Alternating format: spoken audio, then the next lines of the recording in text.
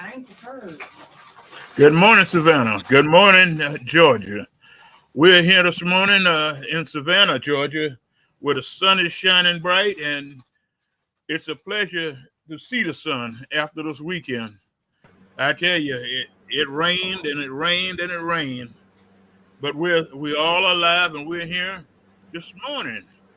We are able to be here with the bishop from the AME Church, Bishop Reginald Jackson, and we're so glad to have him. We also have with us Sister Natavia Marbley. Uh, but we're gonna let the bishop introduce himself and tell us a little bit, Bishop, about that conference where you're at, because I know you're at a conference.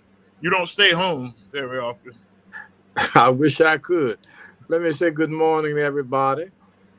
Yes, we are in the Atlanta, North Georgia conference of the AME Church, which covers about 100 and some churches in the state of Georgia. We have 6 of them across the state, so this is my last conference of those 6. And I think it's going to be a great conference. And today we are urging people to get out to vote. In fact, we've started since early voting began to push our people out to vote. This is the primary, but I think this primary needs to be a warm up for the big to do in November. And so today we've had our pastors and our congregations making sure that everybody is lined up to vote, that everybody has a way to the polls, that nobody has any problems. So I'm hoping people would get out and let your voice be heard. Well, I tell you, the bishop, it's a great thing if they do. You know, a lot of people take these primaries uh, for granted. They just think that they're not important, but they are important, They're and critically important. it makes a difference on down the line on how we make decisions and who we put in decision making places. But Well, it's you, great to you, have you you. get the kind of leadership you elect. And so really you're responsible for the leadership that you have. So I'm hoping we'll get out and vote in our best interest. I tell you, now you said a mouthful that time.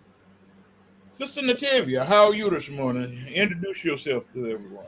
I'm great. I don't really have long introductions other than I'm Natavia and I'm coming from you live from a vulnerable community somewhere in America.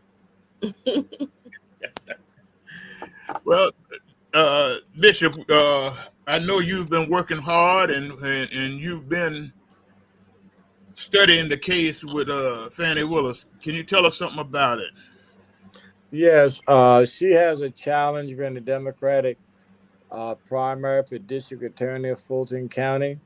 It's my hope that she will win this primary. In fact, not only that she'll win the primary, but I'm hoping that she will win it in a very resounding way to send a message not only through Fulton County, but throughout the state and the nation to let them know that she had the support of the citizens of Fulton County and that we've not been fooled or we've not been deterred by all of this other stuff they've had to try to throw at her, but that we are solidly behind her. Who is the person she's running against? To be frank with you, I don't even remember his name. I think it's Christian Smith Ware or something like You that. know what? That is absolutely correct. He ran against her, in fact, in 2020, and she defeated him. He's run a very low key campaign. I'm not sure if it's because of the funds he had, but it's been very low key. Did you see the press conference they held yesterday? Yes, I did. What Yes, was I that did. about? I was kind of confused. Like they were calling for her resignation Well, I because think of misappropriation of funds. that's a last minute ploy. What they've done, the Republicans in the United States House of Representatives and the state Senate committee have all called for investigations in the grants that the Fulton County District Attorney's Office has received.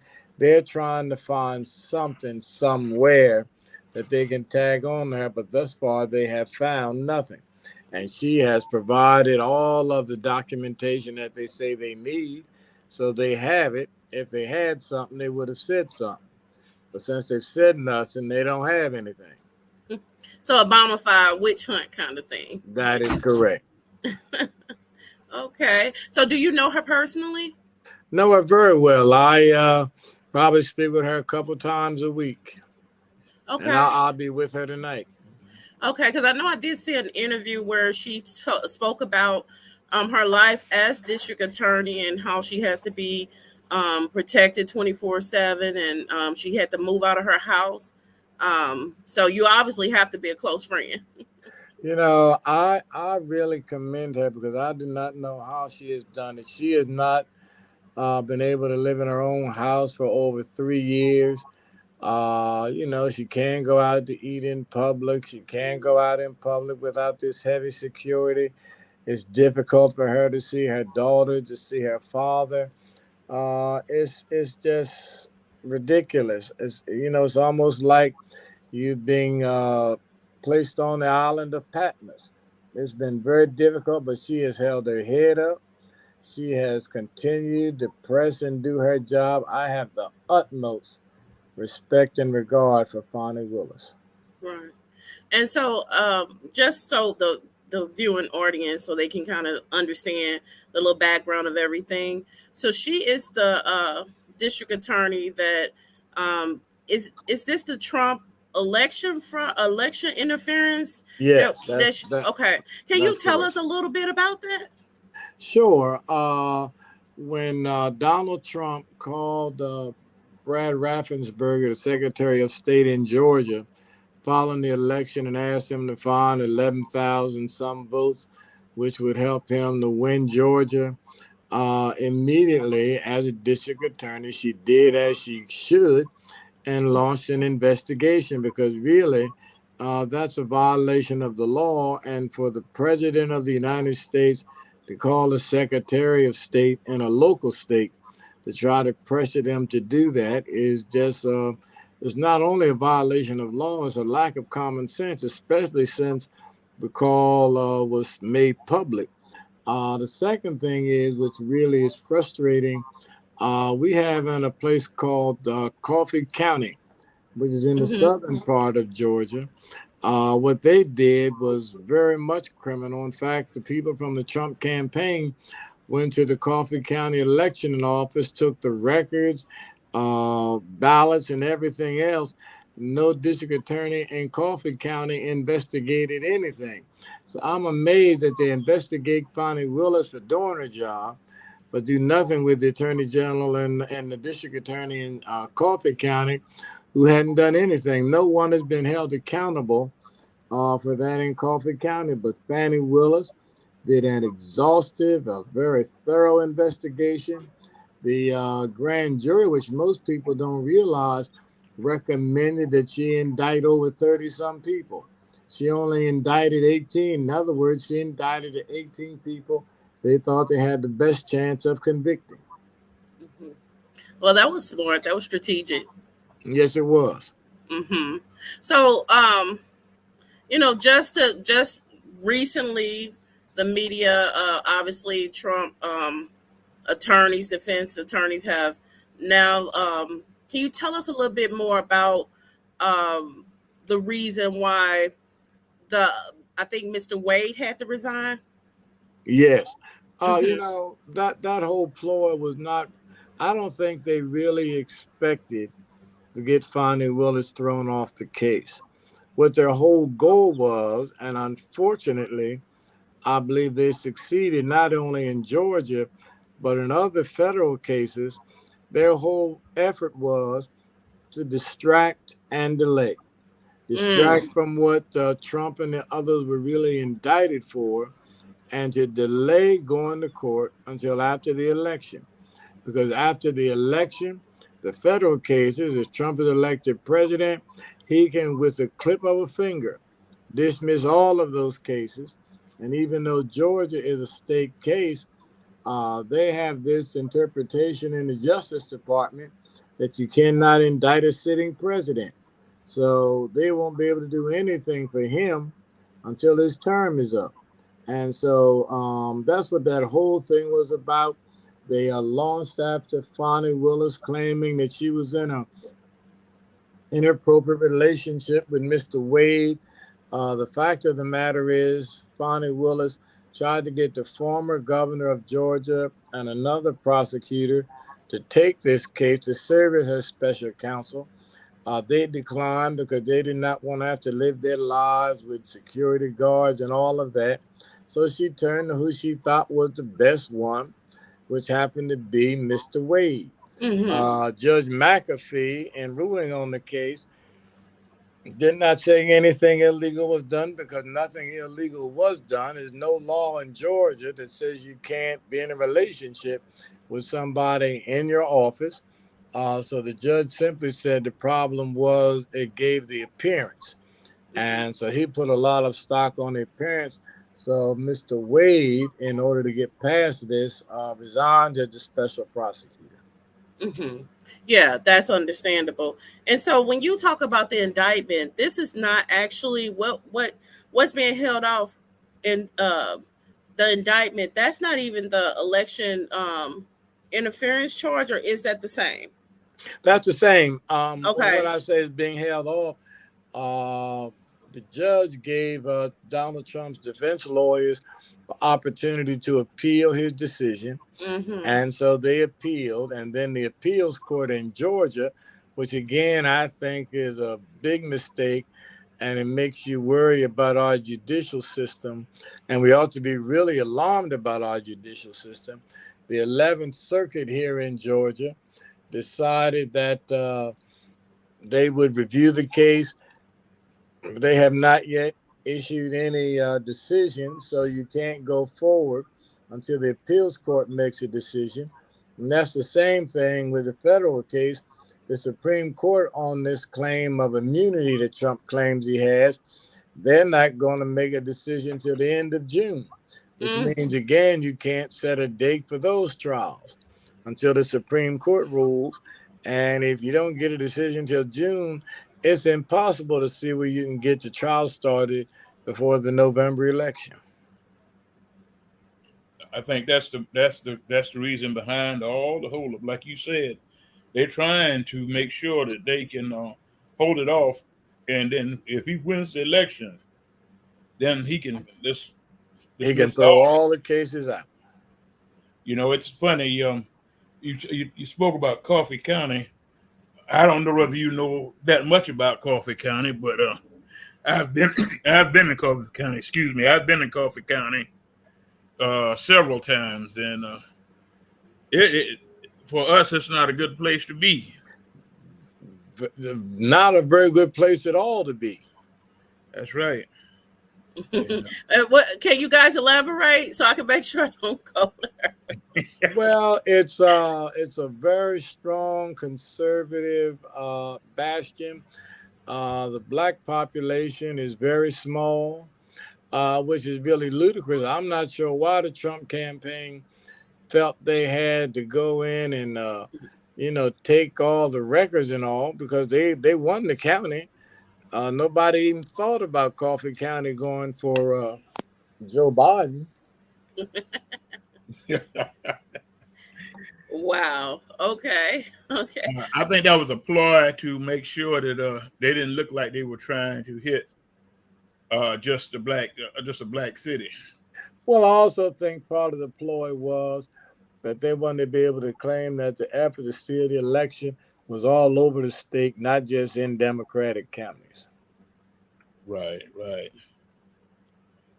I tell you, he's trying to confuse some people's minds, and he's got some of us confused. That's a nice way of putting it. I've heard some of us talking real crazy about how he's gonna save them and all like this. I have to tell him, I'm sorry, you're wrong. Well, yeah, I just think that's a matter of people not thinking.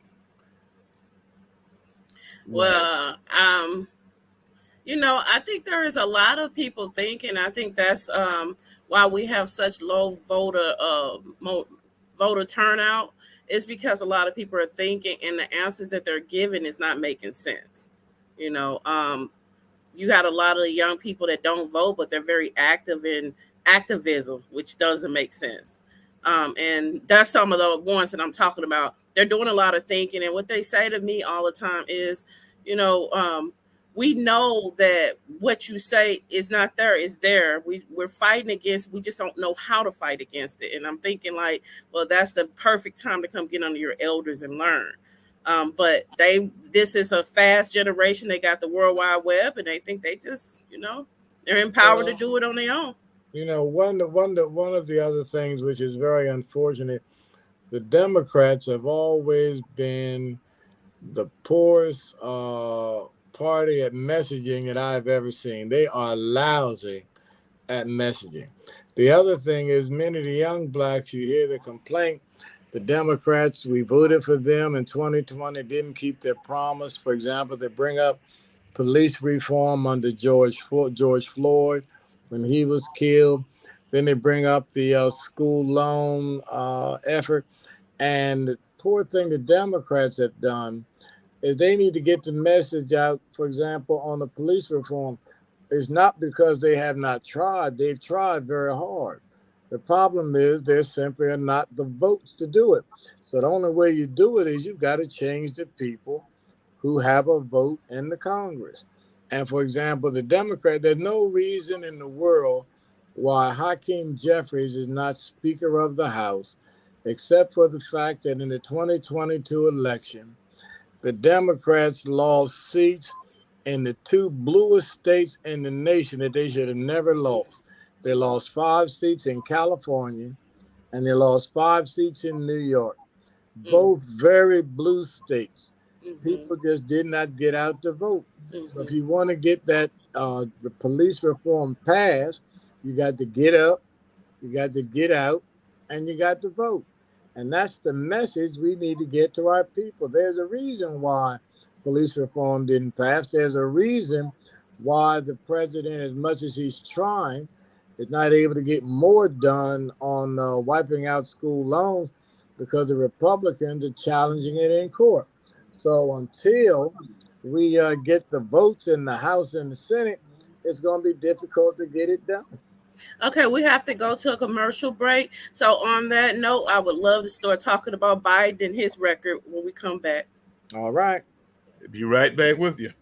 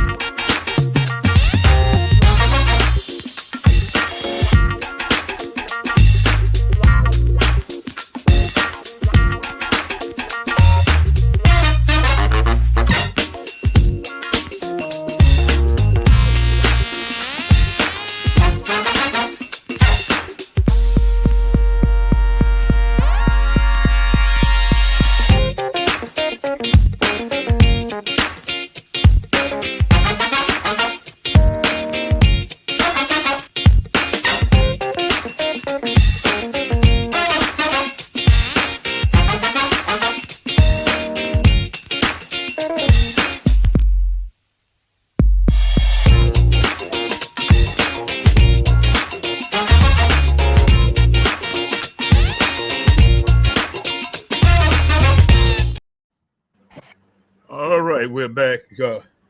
We have with us this morning, in case you missed it, we got Bishop Reginald Jackson, and he's getting all dressed up. He's fixing to go to conference. You have great notice. Looking good so far. Oh, y'all keep me on the prayer list. So while you're getting yourself together, I think you could probably multitask. You seem to be a man that knows how to multitask. So let's talk a little bit about Biden. Okay. Again, first of all, we haven't landed with a lot of exciting candidates. And looking at his 4-year record, what can we say? We know what hasn't been done. What can we say got done? Well, I think there are a host of things. First of all, unemployment among blacks in the country is the lowest it's ever been in the history of the country. Number 2, there's more money being appropriated for HBCUs than has ever been appropriated in the history of the country. There are more small black businesses which have begun under this administration. When it comes to healthcare, you have more blacks who have healthcare today than we've ever had. The cost of some of the medicines, especially, for example, insulin, have been reduced under the Biden administration. Then when you look at what's happening in our inner cities under the Infrastructure Act, especially as it relates to bridges and airports and highways, it's a matter of fact, it's a blessing and a burden. You are happy to see all the work that's being done on our highways and all, but you're aggravated because it's holding up traffic. But so Biden administration has got an awful lot done. And again, I'm not sure why they've made it a secret until now. A secret?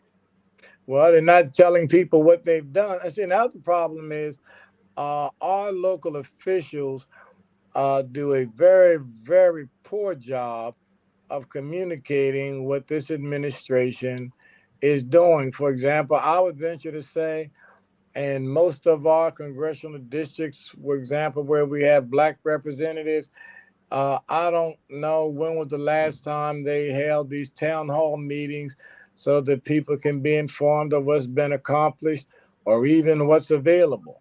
There are billions of dollars, for example, available.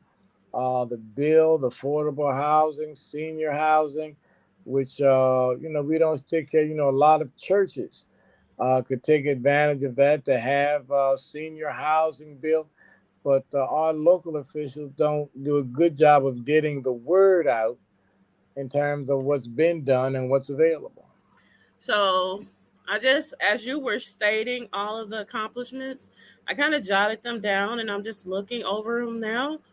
And these are kind of the things that me and some of my friends, when we're grading things, we look at it, we call them non-economic liberalism. You know, a lot of this stuff is not impacting. One thing that they always talk about is the hood is the same across all of the presidents. And why is that? Why is there no direct impact and change under one administration to another? Why are we still dealing with these same problems in the inner city? Well, that's an excellent point you bring up. For example, when people talk about blacks in economics, the best thing a black can do in terms of economics is to buy a house. Under this administration, more blacks are becoming homeowners than there's been. And see, part of the problem is, for example, when you look at our inner cities, for example, you look at our schools, black schools, the students do not get as good as education as they do in some others, is because those local communities where they live do not have the funds, do not have the finance, do not have the budgets that the suburban districts have to hire the best teachers, to build the finest schools, because in our inner cities, most people are renters rather than homeowners. With rent, all you get is a receipt. When you are a homeowner, you're contributing to the city's finances, which enables the city to provide the better teachers, to build the better facilities. So home ownership is one. That's number one. Number two, though, even on the issue of employment, unemployment is the lowest it's ever been, and yet we have trouble. We really have trouble in these cities finding people to take some of these jobs. There are a whole lot of jobs available, but for some people, for some reason rather, our community folk are not getting it. And again, I think it comes back to our local politicians. Grassroots people are important. They ought to be able to help our people locally to get good jobs. You know, I heard somebody the other day, they were complaining they were not going to vote for Biden because they've had these potholes in the street all these years.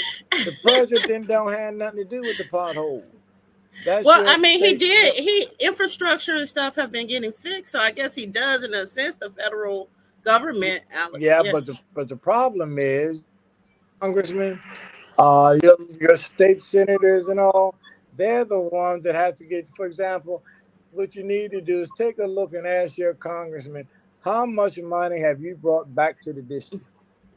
Right. You see, You if you're know not what? bringing any, if Well, you Go in ahead. mine is Congress, you Dick can't get Durbin. no He's money. brought a lot back. Dick Durbin has done a lot. So Yes. So my thing is, what have you brought home? Most black districts, amazingly, we pay more taxes than the district gets back from the government.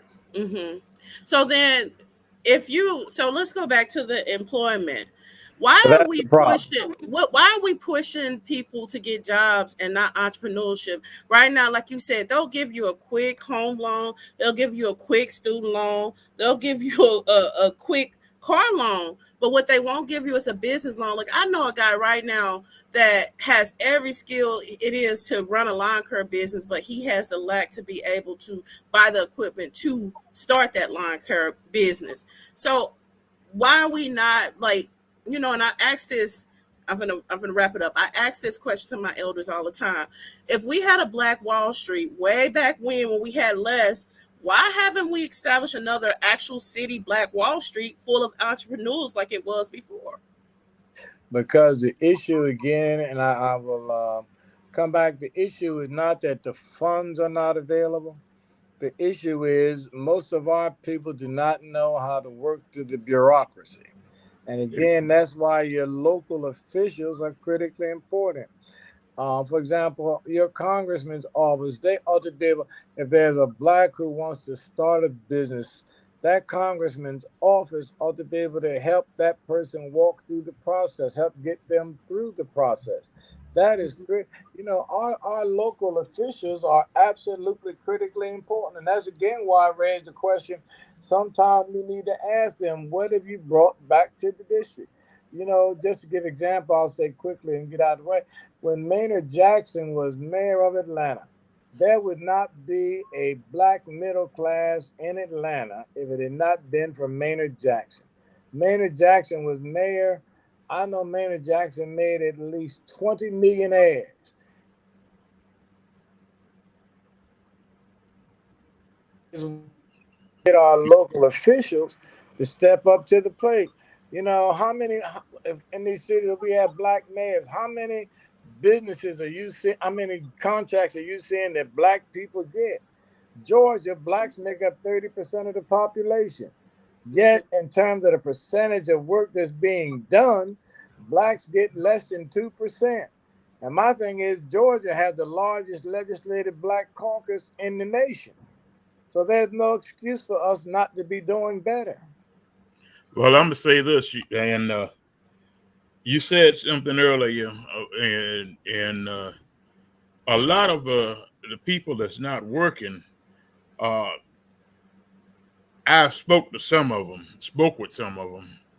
and a lot of them don't think it's worth the time to get out there, because a lot of these places, like you say, it's due to the politicians not being able to bring and give them the support they need in order to have a living wage. Living wage is what the people need. Uh, Georgia's minimum wage is still $5 and some cents an hour.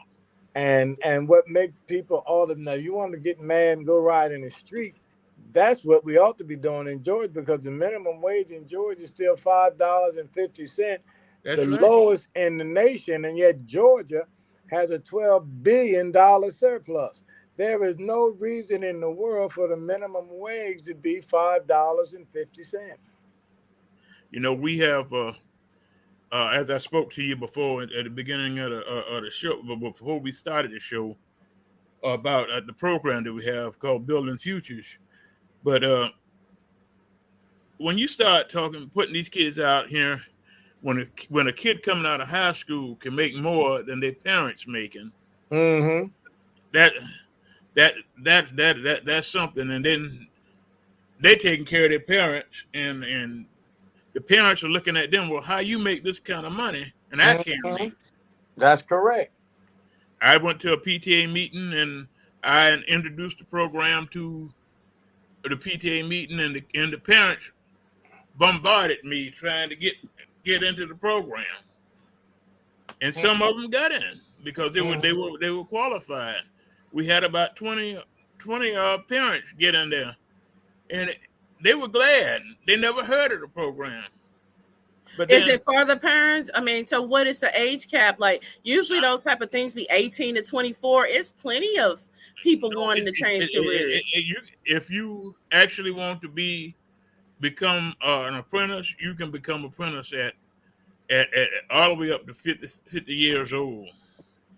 So I know that I've had, and I have people that's my best friends at 70, and they told me that they were able to do these same kind of programs when they were coming out of high school. Like this is not nothing new. Why did it go away?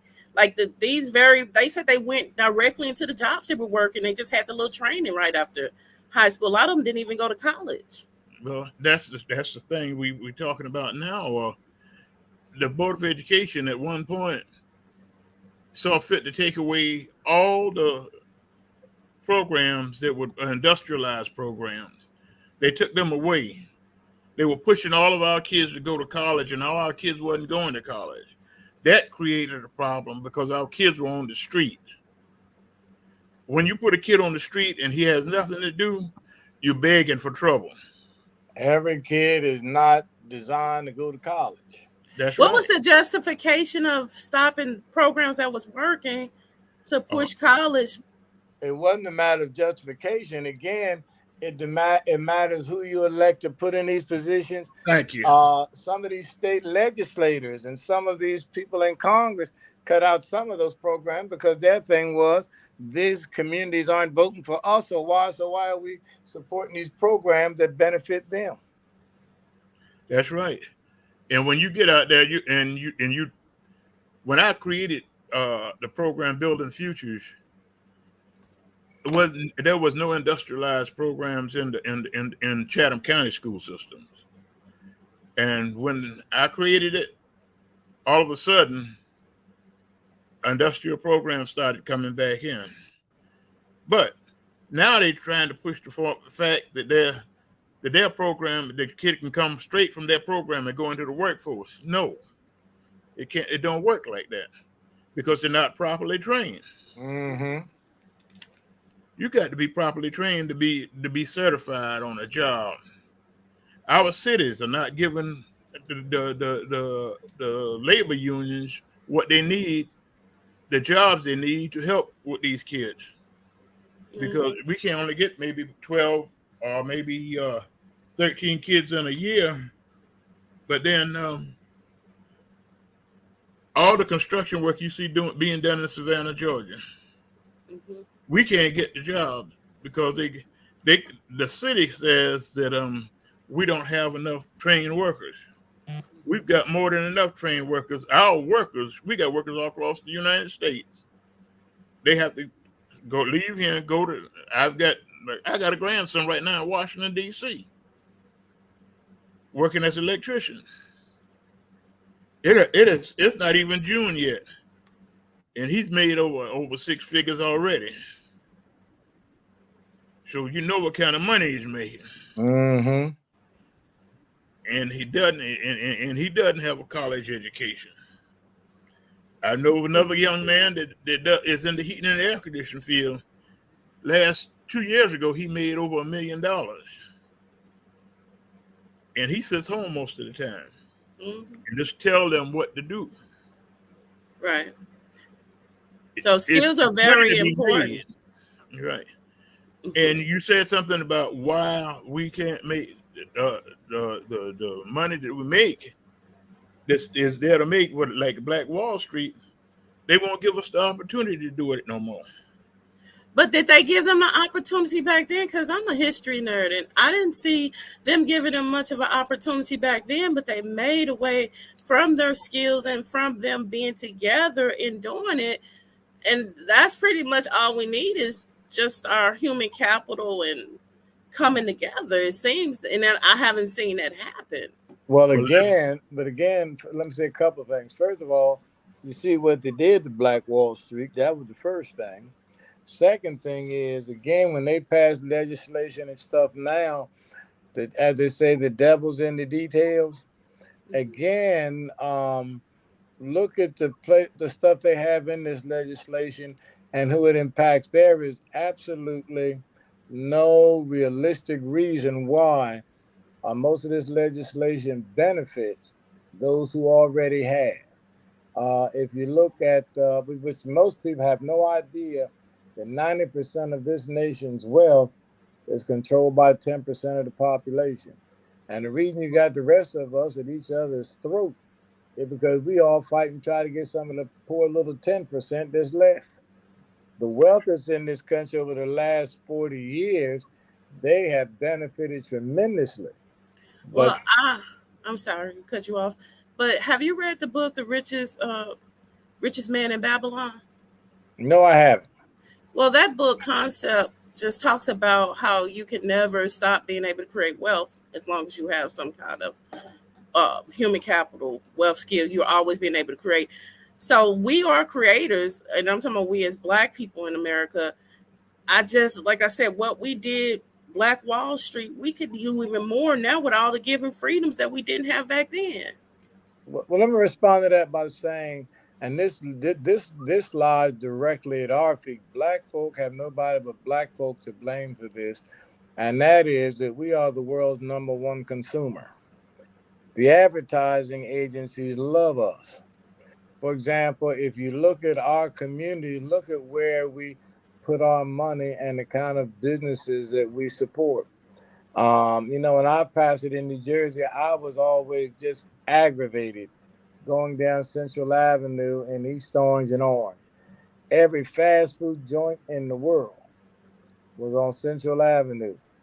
Ride through these suburban communities, you don't see McDonald's, Burger King, Wendy's, all of them on the main thoroughfares. You don't see that. So first of all, we have poor options on the food we're going to eat because all we got is the fast food places, which are not good for our health. Then on top of that, a lot of the major stores, for example, a Macy's says, well, we can't put a business in your city because your community does not make the income, which is going to allow us to have a productive and thriving store. So therefore, our communities also have the mom and pop shop, but not the stores that also offer the best jobs. And again, as long as we remain the world number one consumer and don't save and don't invest, we're going to always be economically on the bottom. Well, you're right. And the thing about it is, when you look at, I have to use Savannah for example. We've lost several big grocery stores, Mm-hmm. and we need grocery stores in certain neighborhoods. But then I look back in the past, wherein when urban renewal came through. I know you remember urban renewal. Mm-hmm. Split the Black neighborhoods in half. Sometimes it just totally demolished them. Mm-hmm. And we as Blacks used to have stores on each corner. When you're talking about the Black Wall Street, we had stores on every corner. You could come down MLK and there was a Black establishment every other corner. You could find somebody Black owning an establishment. We have And to take a break. no, we're gonna go ahead. We're gonna run. Okay. And these establishments, these people were well off. But then when they brought urban renewal through and they start talking about revitalization, these things took away from what we were trying to do and what we were accomplishing. They revitalized, but it wasn't for us. Mm-hmm. It wasn't for us. When they started integration, downtown Savannah was totally, most of it about totally white. Mm-hmm. When we started integration, how did it happen though? Like if you was right at the table, how did it happen? I'm trying to tell you now. They moved out because they didn't want to be a part of it. They didn't want to be mixed with us. Mm. And then when they found out, when they moved out on the south side, we could move to the south side too. Now they're moving back in town, where the houses used to be maybe $50,000, $60,000. Now they 200, 250, quarter of a million, $1 million. So they jacking the prices up, try to keep us from getting in there. But this is the kind of stuff that we have to look at. Reverend, I'm gonna ask you a question before we wind up. And I don't want you to think I'm being funny because I'm a minister too. Mm-hmm. What do you think is wrong with some of our fellow preachers that they are afraid to speak up and urge talk about voting in the church? I think a lot of it has to do with intimidation. You know, which amazes me when I was in New Jersey, and I've also experienced it here in Atlanta, which absolutely stuns me. There are ministers. For example, we held a press conference 2 weeks ago where we endorsed Fonnie Willis. And one of the ministers came in and said, "Now, Bishop, I'm going to be here with you. I'm going to stand right here with you. But please don't call on me to say nothing because I don't know how to talk to the press." A lot of it is just sheer intimidation. And my comment to them is if you can stand behind that desk on Sunday morning and speak to your congregation, then you can speak to the media. You know, you can't allow the media to intimidate you by feeling they're going to embarrass me and all of that. You know, I tell them Isaiah read the Jerusalem Times every day. So you've got to read a newspaper. You've got to look at the news. You have to stay abreast of what's going on. We are supposed to be watchmen for our people. Well, you can't tell the people what to watch out for if you don't know. And so therefore, it's important for us to stay abreast of what's going on. The second thing is, it's important for us to understand that black preacher may only have a handful of folk, but over the year, you speak to more people than a lot of the politicians speak to also all year. So you have a position of leadership. John Maxwell, in his book, says something which will be eternally true. He says everything rises and falls on leadership. Leadership is important. And one of the very first principles of leadership is influence. Influence is leadership. Influence is power. And so if I'm the pastor of a church, and you mean I'm not going to have any influence over the congregation that I serve, that I can't urge them and tell them, let's get out and vote, that I can't lead them to do what's in their best interest? If that's the case, I've got the title, but I don't have the authority. I agree. I know it's issue.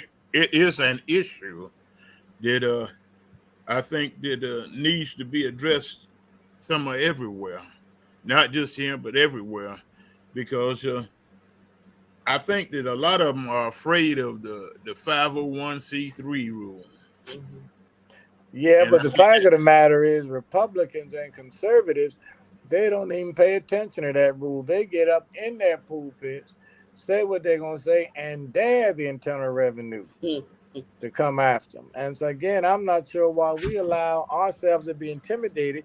But let me close by saying here in Georgia, I am extremely proud of black clergy because, in fact, if it was not for black clergy who really, we move mountains to get a record turnout in Georgia, then you would not have the first black senator, Raphael Warnock, nor the first Jew, John Ossoff, as senators from Georgia. And if they had not gotten elected to the Senate, Ketanji Jackson would not be on the United States Supreme Court. So I am very proud of what blacks did and black preachers in mobilizing and getting out our people to vote.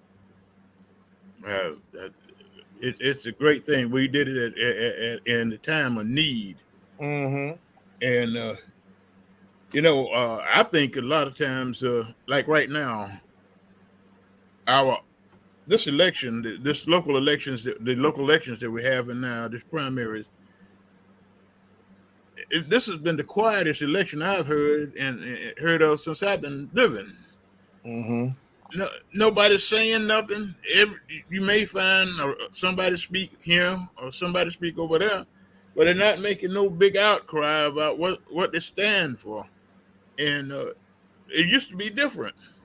Well, I think the problem with that came at the national level. The nominees for both parties for president were selected so early. This is the earliest they've ever been selected. And the second thing on that is the Republicans now, and this is not the Republican Party that I knew growing up. The Republican Party now, if you're not far right, they're not going to support you. And if you do anything to cross the line or compromise, you're going to get primaries. There ain't nobody on their side saying much about nothing. And on the Democratic side, again, I think they are the poorest and messy. I'm not sure they know how to do what they need to do. Right. I think Atlanta is about in the same shape where Savannah as far as crime is concerned. It may But be one thing I'll say, under Fonnie Willis, Fulton County crime rate has dropped 23%, 25%, I take up 25%, which is the third highest drop in crime across the country. That's great. That's impressive. Yeah. You know, we have this Saturday. Was it Saturday or Saturday night? We had 11 people shot. Well, 10 people were shot and one person got hurt. And you know, you're looking at going out having a good time if you in that age bracket. Mm-hmm. And like a lady said, she said, "There's nothing wrong with having a good time, but you want to go home to your family." That's correct. That's absolutely correct. The way the guns violence is going on, I don't know what's going to be the end to it. I do know that there's something has to be done. Well, when it's easier to get a license for a gun than it is to get a driver's license, you're going to have a problem. You go online and get a gun license. Yep. In fact, in Georgia, for example, some of these states, you no longer even need to have a license to own a gun. That's right. That is so true. And you can carry that gun wherever you want. Take it and put it in your car. Put it anywhere you want to put it. Take it in the restaurant with you. That's it. So what, you know, you go in the grocery store and you trying to shop, and then here comes somebody come past you with a pistol on the side. That's correct. The Wild Wild West. And it's not against the law. Matter of fact, they refer to that as law and order. That's right. Right.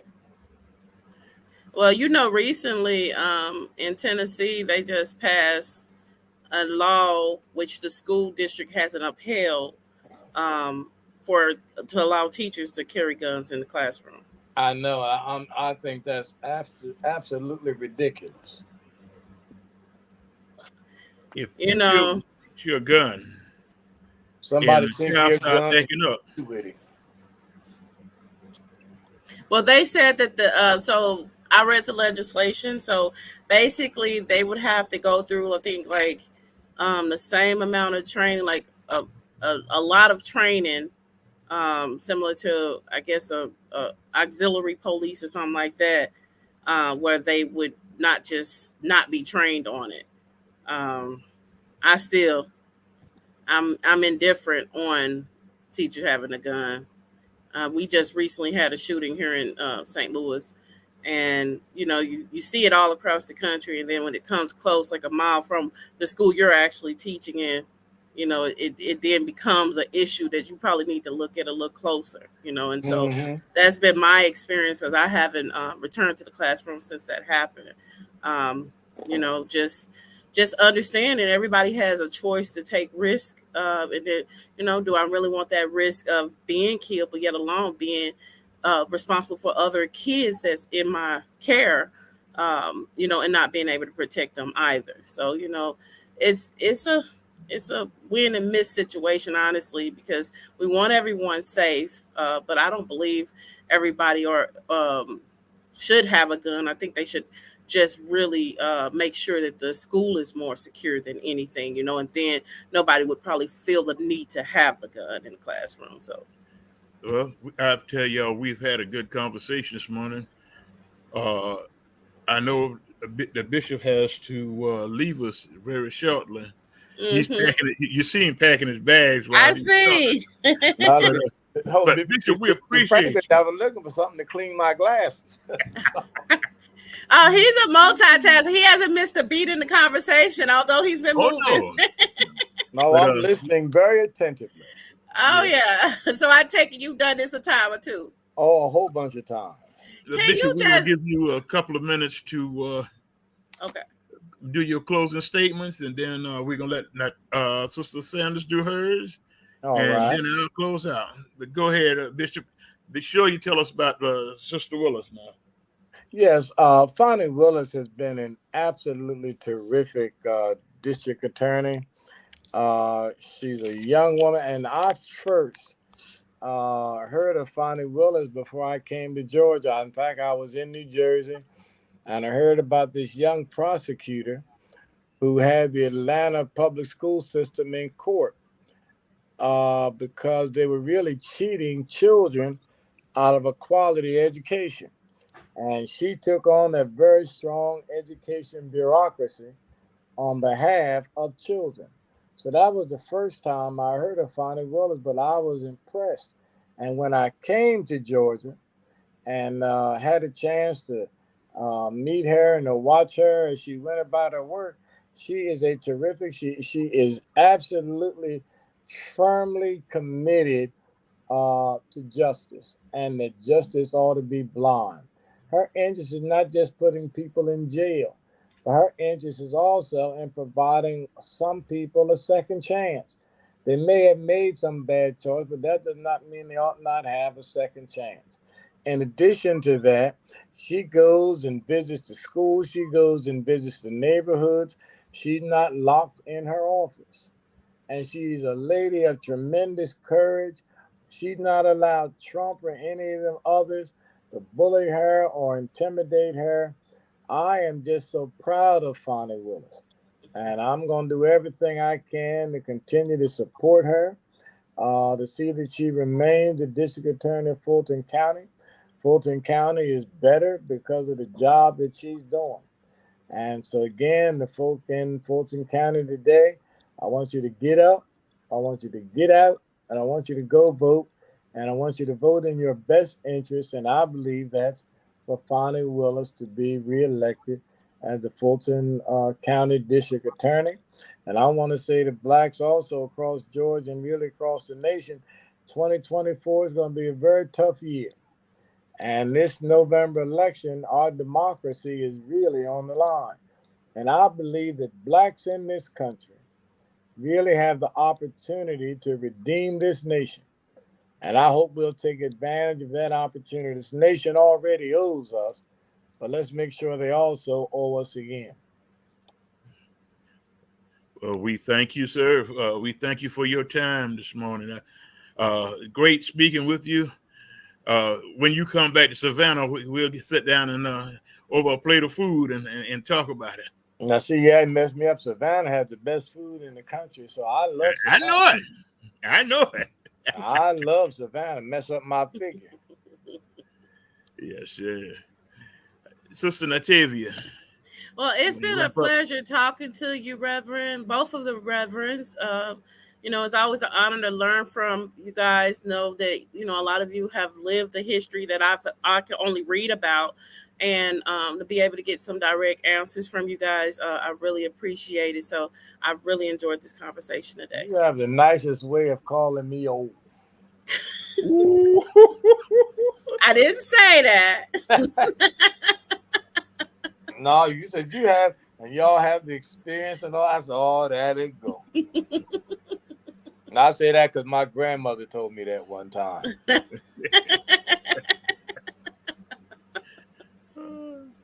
But I tell you, it has been a pleasure to be here this morning. Bishop, we can't thank you enough to take your time out of your busy schedule to come talk with us.